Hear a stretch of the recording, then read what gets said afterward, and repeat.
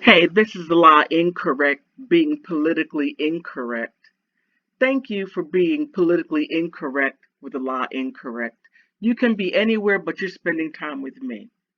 In this video here, I bring some serious news about the Russian-Ukraine war, Hunter Biden, U.S., and the very highest top of the United States government, the Undersecretary Victoria Nuland, and her links to it.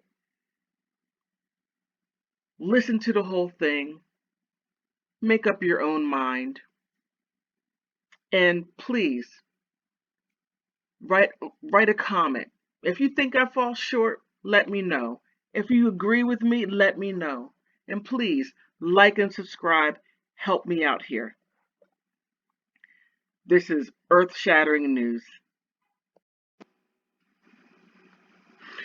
I came across an interesting article that lands Biden Biden's son, Biden in the US, in the mess that's going on in the Ukraine, Russia, and why they are at war. And I'm just going to go through a couple of parts in this. If you would like, I'll put the link in the comment or the description box. So Russia prepares new evidence on the Ukraine bio labs, comments on the links to Biden and the US. Now here, if you look, the Russian military has presented documents showing Ukraine's interest in using drones to deliver weaponized pathogens developed in US funded biolabs. Names of US officials involving the biolabs projects and the role the current US president's son played in the programs were also made public during the special briefing on Thursday. Now, this right here is a definitely a big news. Whether if you believe it or not, it is believable because Victoria Nuland, the Undersecretary of State, she testified to Ted Cruz that there were U.S. backed biolabs in Ukraine. Now it gets even further because it adds additional people or entities in this. One of the key pieces of evidence was a letter from the Ukrainian company Motorsik to the Turkish drone manufacturer Baykar Makina, maker of the uh, Bayraktar BT-2, and oh, this is hard, uh, Akinci UAVs, dated December 15, 2021. The Ukrainians specifically asked for the drones could carry 20 liters of aerosolized payloads to a range of 300 kilometers, putting them in range of dozens of Russian cities, almost all of Belarus. So, I mean, it gets really deep, and it gives an understanding why Putin did what he did, whether if you believe this or not. So it goes on even further by saying we all are talking about the development in Kiev regime and technical means of delivering the use of biological weapons with the possibility of their use against the Russian Federation. The Lieutenant General Igor Kirillov, commander of the Russian Nuclear Biological Chemical Protection Force. So here it's in Russian and it points things out. But here it gets really something. Krylov also referenced to a U.S. patent. And this is the patent number right here, 8967029, for a mechanism to deploy aerosolized pathogens from a drone.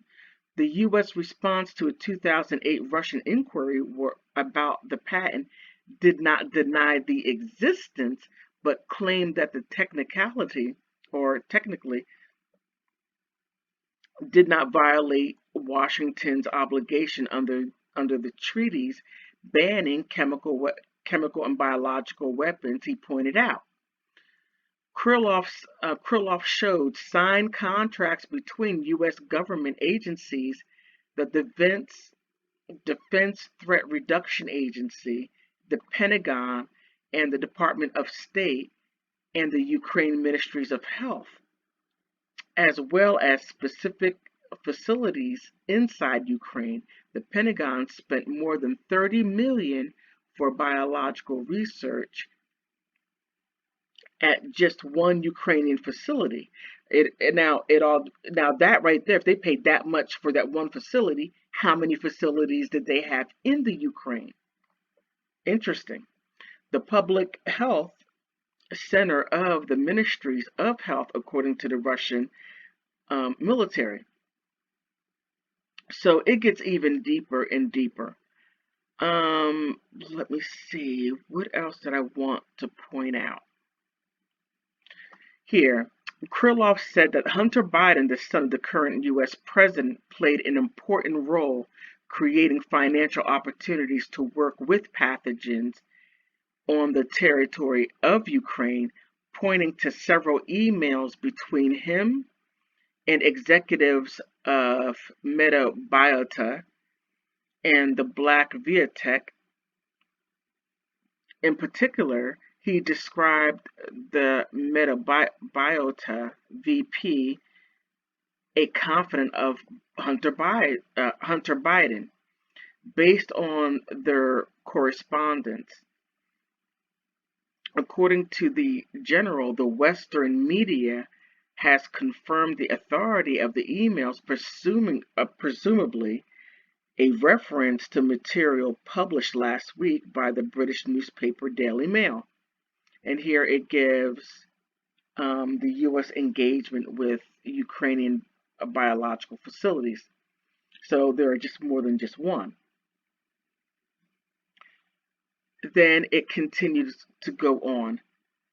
However, this information is very, very alarming in my opinion, and this right here needs to be taken care of.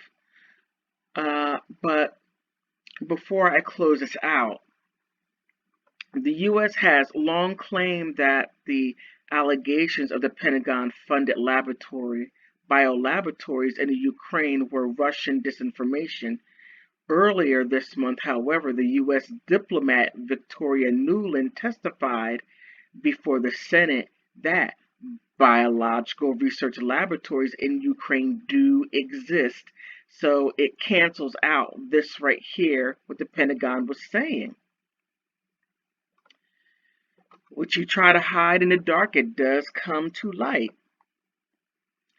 And that Washington was working with Kyiv to ensure that the materials of the biological research do not fall into Russian hand forces.